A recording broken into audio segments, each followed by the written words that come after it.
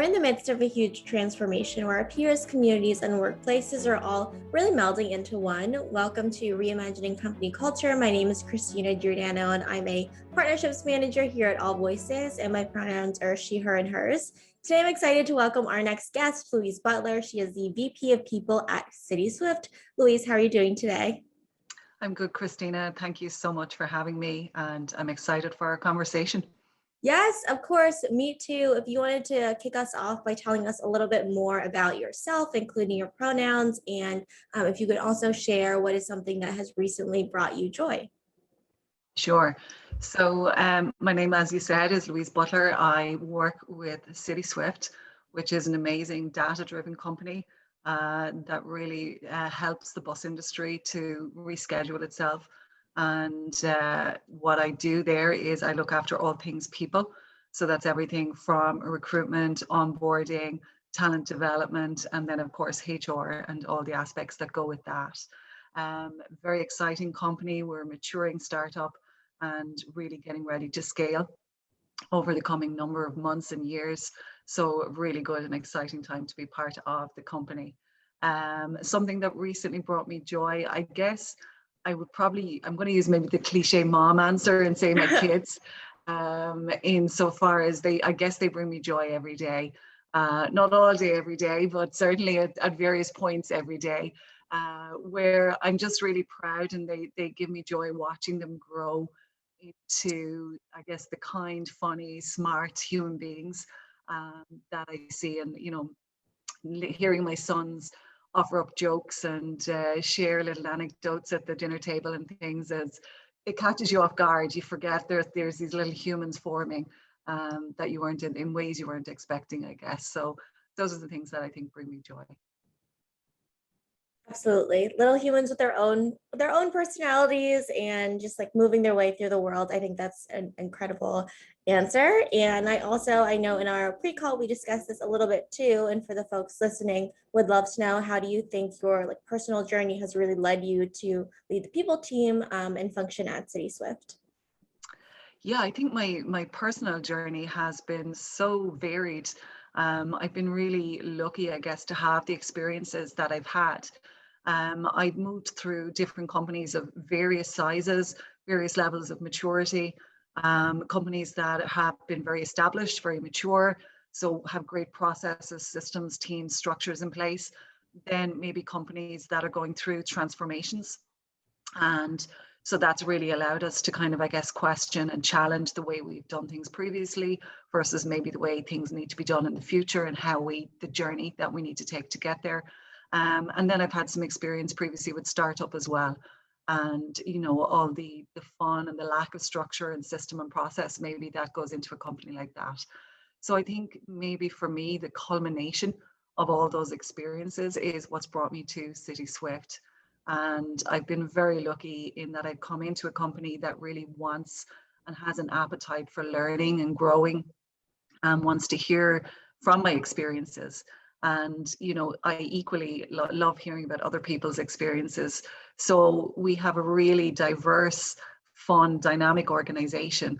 And so for me, it's been really a joy to come and use my experience and then listen and learn from everyone else's experiences. And we really come together in a good way. There's lots of skills that I don't have and lots of learnings that I don't have. And equally, I bring lots of learnings and experiences to the table as well.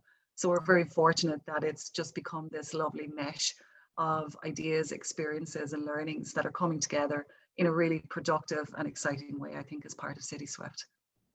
Yeah, absolutely. I mean, it sounds like a really exciting time to be at the company. You mentioned just transformation and startups, and we know that the team is going to continue to grow, which is exciting. How do you think about really scaling that company culture as well as you continue to add more folks around the world too? So not only in one office, but a distributed workforce. We've given a lot of thought, actually, and it's something that we constantly talk about. We have, I would consider, a really strong culture, and we're very proud of the culture that we have and the dynamics within the teams that we have. So it's something that we absolutely really want to cultivate. And I think as a startup and a maturing startup, we have a very unique opportunity to really cultivate and help that grow. So we think about that in our communication styles. First of all, in how we want to communicate with our teams, how we want to hear from them. Feedback is hugely important to us. Mhm. We survey our teams quarterly. We take on board that feedback from them. We give it back to them. We present to them what we heard or what we think we heard, and allow them the opportunity to maybe course correct us if we've misheard. And to do that on a regular basis really helps us stay on point with that. I think also the last year has been so unique for every organization, right? In that we've had to change and adapt our ways of working in ways that we probably never anticipated, or certainly never at a pace that we may have anticipated. So I think that's allowed us to really bring in a lot of processes, structures, systems to engage with that remote world of work. So even though, for example, we're based in Galway in Ireland, and maybe historically you may have hired within that radius if your world of remote work wasn't as wide open as it is right now. But even though we may all be kind of co-located in a similar country or similar location, the last year has really forced us to kind of, it didn't matter whether you were 4,000 miles apart or 4 miles apart, it was still that virtual communication, it was still that virtual structure. And I think we've taught a lot about that from the communication styles, how we deal with the teams. I think the change for us is really going to come about is when we go global, and it's a when, not an if for our company, which is fantastic, that we really need to put more consideration then into various things like time zones. Mhm. Obviously, the cultural differences will be there because everybody is recruiting now, right? There's borderless recruitment, and so we're hiring people from lots of various different places, which is brilliant. Um, and so just giving it that focus and consideration, I think, is really important, whereby we're respectful of people's time zones, respectful of their working hours. Mhm. The expectation shouldn't be on the remote person to always have to kind of comply with the headquarters time zones, the Right. headquarters working practices. So we're really focusing around that in terms of what does flexible working truly mean? What does that look like? Even down to our meeting etiquette, setting our meeting hours between certain times of the day to truly Right. allow for flexible working, exploring things like asynchronous working so that our teams do not always have to overlap in terms of their time zones. Mhm. So I think having that intentional thought behind us, behind our culture, behind how we operate is going to be something that's going to allow us to scale, grow and maintain our culture in a very meaningful way. Yeah, absolutely. Do you just take a drink? I'm okay, I Okay, think. just checking. I mean, it sounds like you're being super intentional about just the structure and strategy too, especially before you just like have a larger team. And then when you have the team in different time zone, you can always iterate on the process. But I think the forethought and the proactivity behind it is super important as well. Can you tell us a little bit more about how you thought about onboarding new folks over the past year or two in terms of processes, and especially at a startup, we know that it's different than an onboarding program at like a 10,000 person company. Yeah, absolutely. I think, again, for us over the past year, we've had to really give consideration to our onboarding process. At this point in time, I would say 80% of our employees have never met in person because they've onboarded over the last year. So it will be quite a shock when we all get to see each other in 3D eventually and come back together.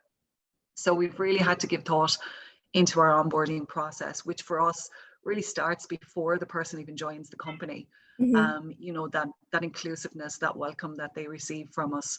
We reach out to them before they join the company. We support them in different ways. We make sure our structure is in place so that even down to having the right equipment, having all the information that they need, us having all their information, and even down to providing us with a bio that we can share out with the organization to say, hey, this person is joining us next week on Monday, Tuesday. Here's a piece about them. Here's all their information. So that when they come on board, we have some points to talk about. We're able to welcome them. We use Slack as our internal communications Same, tool yeah. right now. So obviously we send out the company-wide Slack message, letting people know they've joined. So creating our onboarding and turning what was previously, I suppose, in-person onboarding into virtual onboarding. We use LinkedIn Learning as part of our learning, one of our learning tools.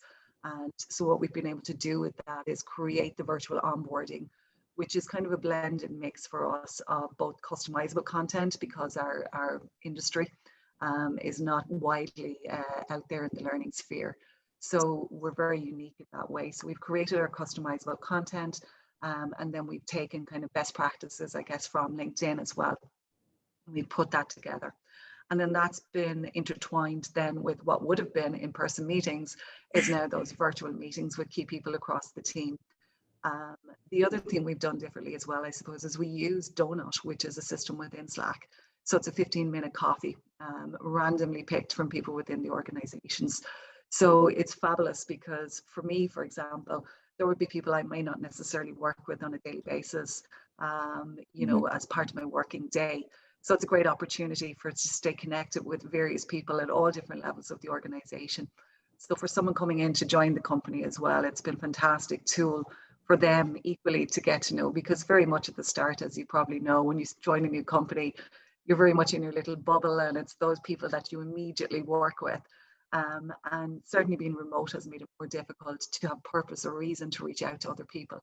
So this really gives them that reason to reach out and have a casual conversation, and get to know some of the folks that they may or may not work directly with in the future, but really helps integrate them into the company and hear the verbatim from, you know, employees, and how they feel and what's good and what's not so good, and, you know, areas to watch out for, and all the fun pieces that you have in every organization. So adapting that has actually been really good, and we're continuing to iterate and grow on it. It's something we're very keen for feedback on, because again, you know, we really introduced it in the past year. So I think, like every new learning, it's probably going to take about 4 or 5 iterations before we kind of feel, okay, we're at a very good point with this and we need to continue and maintain it. So far it's been working really well for us, and we've had good feedback, and we continue to grow and structure that. Yeah, I think that's really important also, like before someone starts at CitySwift, and then when they do join the team, especially remotely or, you know, wherever they are, sitting from their homes too, they feel like they are part of the team. Like you said, cross-functional, just conversations and working together is also really important. And it sounds like you really want folks to feel like they belong at the company and are included.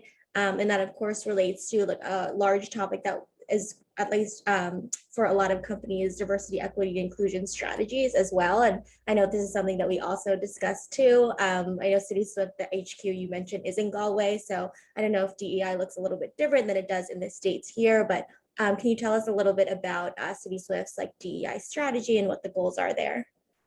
Yes, certainly. I think, again, for us as a startup or a maturing startup, it's really important from the outset that we do have that DEI strategy. It's very important, again, to set that bar, as it were. You know, again, because as we talked about with the scale and growth that's about to come down the road from us, we want to maintain and make sure that, you know, that evolves, and that goes out into each of our sites as we grow. So setting that at the very start, I think, is really important, and it's really important across the board. Number one, you know, again, beginning with our recruitment and hiring strategy, that we're all very clear about that, and we're very intentional about that. And that's not to say that, you know, we take an absolute. So when it maybe comes down to 2 candidates, we're trying to tick a box somewhere along the way. That isn't what it's about. But certainly is about the fact that we're intentional about our DEI strategy, and really striving to achieve that. And that our leadership is on board with that and very much focused on that as we go. And they're great because we have these conversations regularly. We have our weekly recruitment meetings, and it's something that we touch upon as part of these recruitment meetings, and we're very conscious of it as well. Branching that out, then we take that out into our leadership teams. And so even in areas where it's maybe a struggle, based on where we're based and where we're located, to hit some of those DEI targets, what we try and do is approach it a different way, and even using things like psychometrics, so that we understand our diversity of thought, our diversity of approach, our diversity of perspective, and we embrace those and we champion those. Because, you know, I think it's fantastic that if somebody has a different perspective than me, they can challenge me, they can approach things in a different way that I may never have thought about. And that's really important. We know that DEI, brings creativity, it brings productivity, it brings success into companies. And obviously for us as a company, we are hugely, striving to be the best that we can be. So it would be silly for us not to have that DEI strategy from the very beginning, and really work towards that and embrace that. Naturally then, once people come into the company, the I piece is hugely important. And as I said, even trying to begin that prior to someone coming on board, once they've accepted, once the contracts have been signed, then we begin that process of, hey, here's some swag, here's how we do things, tell us about you, let us introduce you to the company.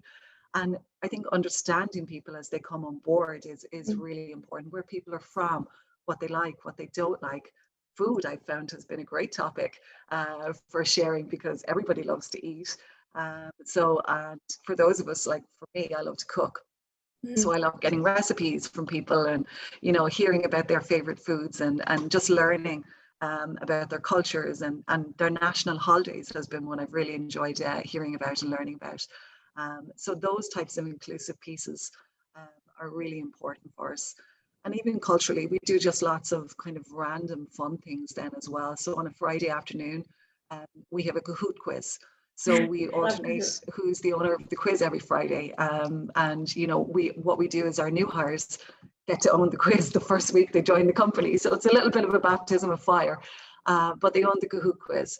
And sometimes it's topical, sometimes it's completely random and pop knowledge, but it's always fun. And we then do random team creators. So again, it's another opportunity to jump in on the quiz, be part of a team that, again, you may never work with across all levels of the organization. And let me tell you, it's a real leveler when you do not know the answers to some of those questions. It lets you know who's the really smart people in the organization. So we do that. We have some gamings on Tuesdays and Thursdays. We do gaming lunchtimes, and anyone could join and, play some video games and compete. We're a bit of a competitive company, I would say. There's a lot of bragging rights associated with a lot of the fun stuff that we do, which is great. So like various different bits and pieces that we really try to be inclusive with. Even at Christmas, when we were still in lockdown here and abroad, we sent out cocktail boxes to all our staff, and we had a Friday evening cocktail session where you had to make up your own cocktail, and we all cheersed and did our drinks together. So I think it doesn't have to be massive, it doesn't have to be very elaborate, but there's lots of things that we try and do, to really be inclusive. And again, it's back to the intention and being intentional around that and being aware around that. I think we're very lucky. My fear is as we get bigger, I don't want to lose that. We're very lucky right now that when I look around the company, I can know somebody maybe I haven't seen in a while, someone I haven't spoke to in a while, or someone I feel has maybe got the head down a little bit. So I'm able to look around the company, and as does the leadership do this very well. We look around the teams and we talk about who have we not seen for a little while, and who have we heard from a little while, and reach out to them, and maybe just set up a coffee and things like that, and just make sure that they're okay, and that everything is going all right for them at this point in time. So that's something that I'm very keen, again, when we talk about the culture, that we continue to do as we grow and scale as an organization. Yeah, it sounds like leadership is really supportive, and there's that intention from before someone starts to when they start to when they're ingrained in the company as well. And I know from a recruitment perspective, you can track things like where the pipeline is coming from, where talent is coming from, what kind of positions they hold, whether it's managers or like entry level roles. And then the sense of kind of belonging and inclusiveness is a little bit more intangible. How do you think about, especially as you grow, like what kind of metrics or how you measure kind of the progress of your strategy for diversity, equity, and inclusion? So I think you kind of nailed it there, where right now it's probably the intangible. I think it will move into a much more tangible kind of metric driven DEI kind of policy is where we will need to go.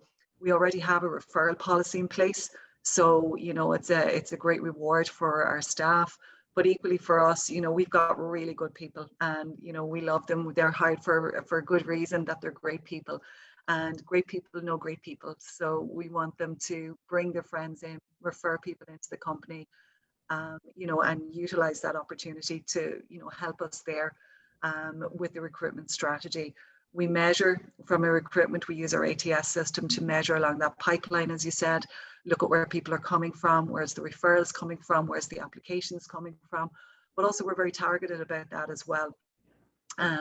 We go through where would be the best opportunity for us to bring people into our organization.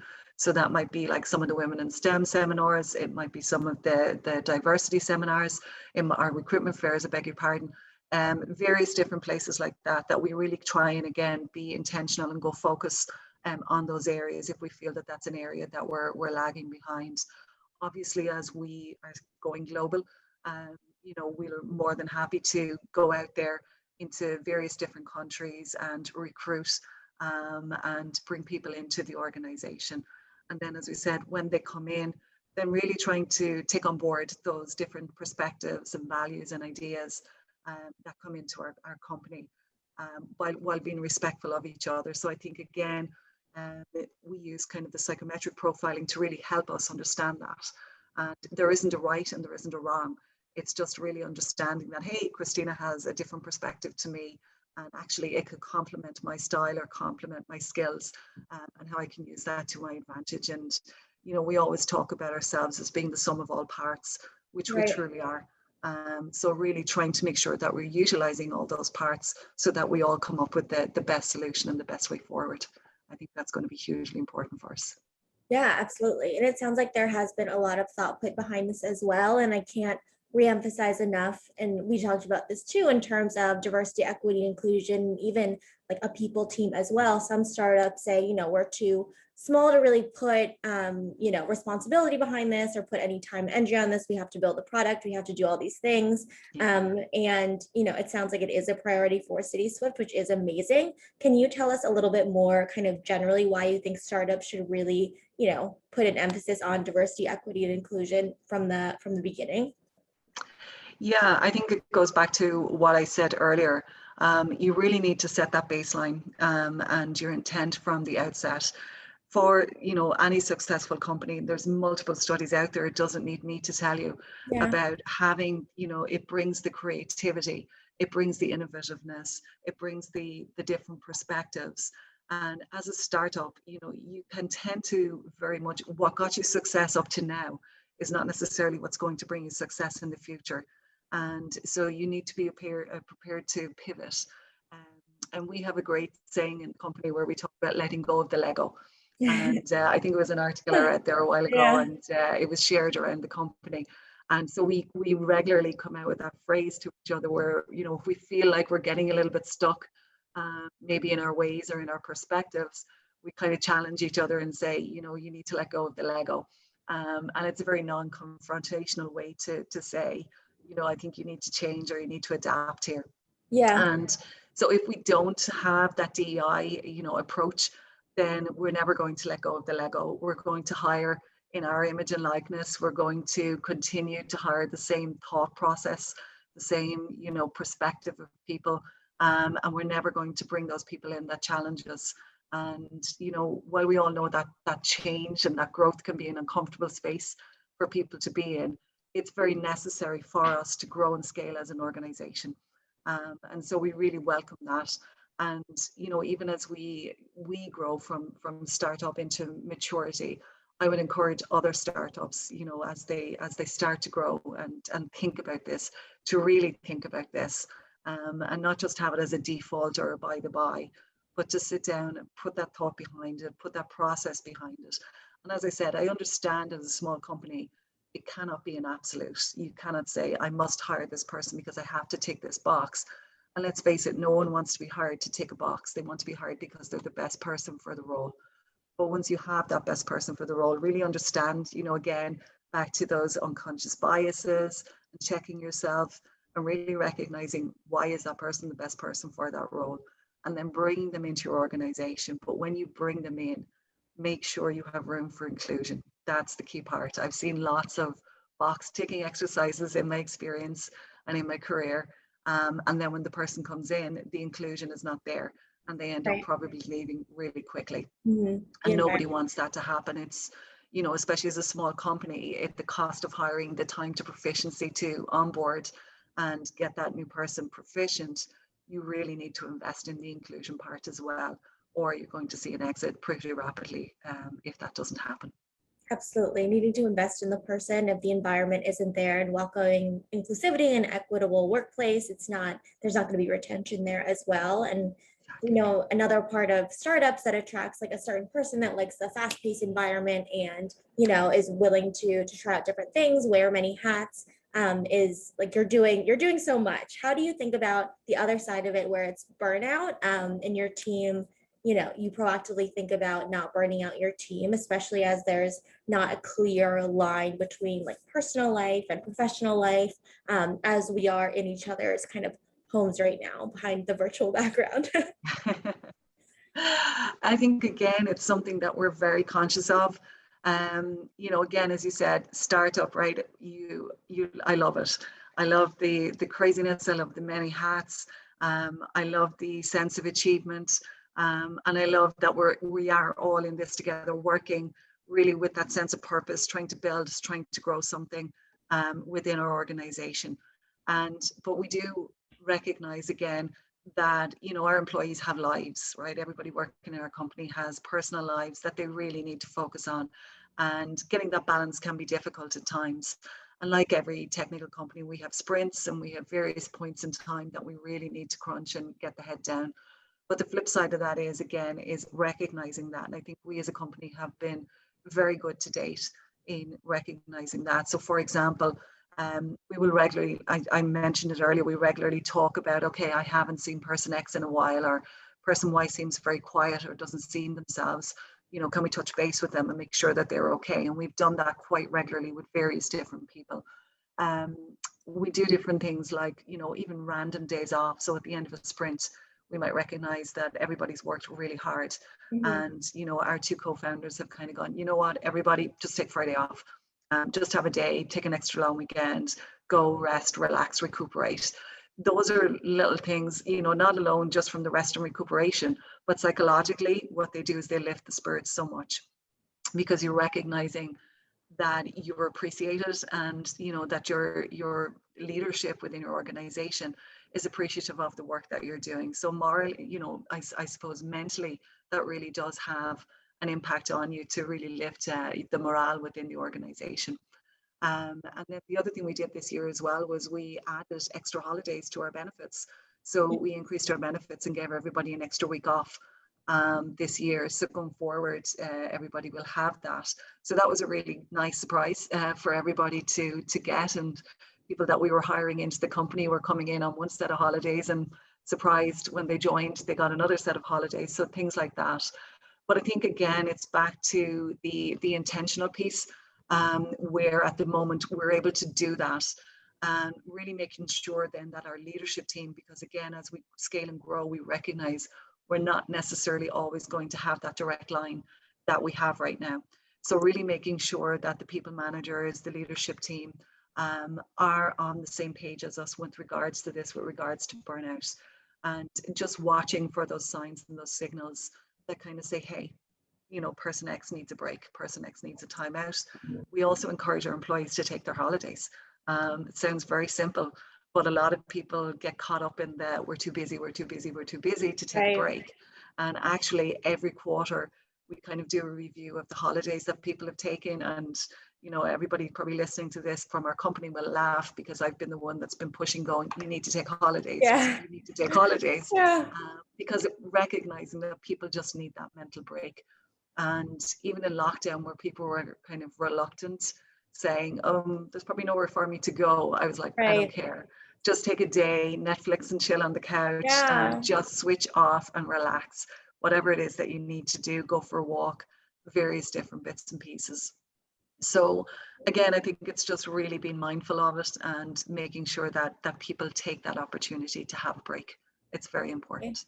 I think that's related to kind of your team's mental health and also employees want to be recognized and celebrated, and nothing says that better than just some time for, to rest or just recharge. And I love that. I think that's something that's coming up in these conversations, is that you can have so many days, PTO or like days off, but people are maybe reluctant to take it, or they forget about it, especially over this past year where you couldn't really travel with those days. So having just like a company-wide day where it's just like nobody is going to slack you is really nice. Shifting a little bit to just your perspective as an industry leader in the people space, you mentioned a couple of different kind of places that you worked beforehand, that you enjoy startups as well. What is a trend that you're seeing in like the people function or industry that companies and individuals really need to hone in on to be successful in the future of work? Obviously, I think the major trend that's coming out of the last year is the world of work and change. I don't know that, I think I read a study recently, but that IBM did that something like 85% of the people that responded did not want or did not see themselves going back to the office 5 days a week. Mhm. And so I think companies that are going to try and force that issue may find themselves with high turnover in time to come. And I think that's going to be a big trend, is recognizing that probably, while not fully remote, and then some companies may choose to stay that way, but certainly the hybrid way of working is here, and it looks like it's here to stay. So adapting and changing for that is going to be something I think that we need to embrace.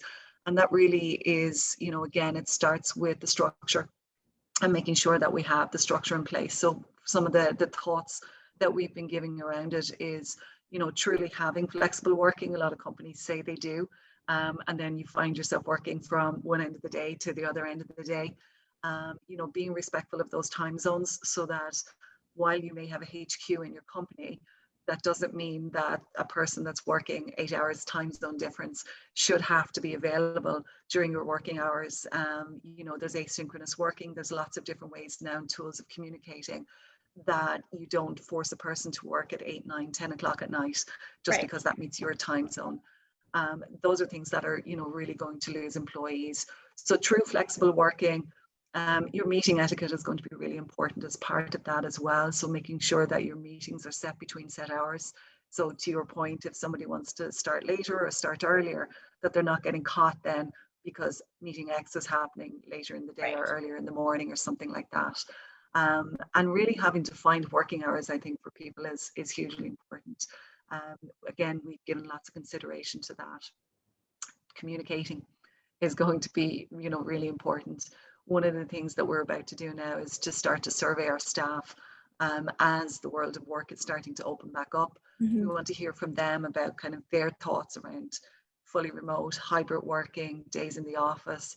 And for us, it's looking, based on kind of anecdotal feedback that we've had to date, it's looking like we'll end up with a hybrid working style.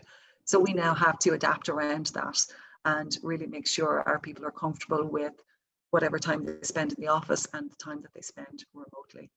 And again, I think coming with that is going to come the thought process around how you manage in that space. Mm. Going forward, that's going to be a very big one, because again, historically, maybe the perceptions have been remote equals, not visible, not maybe as productive, and in office is good, kind of, and these are the great people. So I think we need to, again, really check ourselves on the bias. Remote can be very productive days, can be really that day that you get your head down, get lots of work done. And in office then is your meeting days and your time to interact with people. Sure. So the practices and the structures around how we work as part of a hybrid world are something that I think, from a trend and a strategy, HR is really going to have to get its arms around.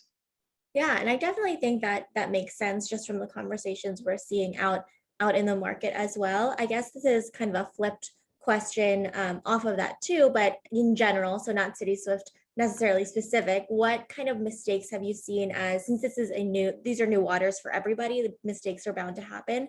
What are you seeing in terms of, things that could have landed a little bit better for companies and individuals who are, shifting to this future of work state in their kind of people strategies? Yeah, again, I think it's people that are companies that maybe think that this is a moment in time and Yeah, we will revert back, to the way it was. And I yeah, don't think it's ever going to go back to the way it was. I think, the other side of this was 2020, and it was given lots of names. And I think I've heard things like a pink recession or a she session. You know, the amount of women that were lost in work in the last year. Mhm. You know, it was astronomical, and it was devastating for both the women and for industry to Right. have lost that amount of talent out of the organizations. And so I think, you know, as an organization, that's what we need to really be concerned about is going forward is one, how do we not only retain the people that we have, but also attract these women, this talent back in to the world of work, and what is it that we need to do? So I think the mistakes I would see is that companies, as I say, that think it was a moment in time and we'll all just return to the 9 to 5 in the office, or the 9 to 7, or the 9 to 8 in the office, and nothing needs to change. I think that would be, you know, that would be foolish of an organization to think that's what's going to happen. People have proven, you know, 12 months ago, you may have been interviewing for jobs and people could, you know, could there be a remote opportunity, and you'd have been told no. Whereas now, you know, all of a sudden these jobs are suddenly remote and people are Right. doing them and doing them really well.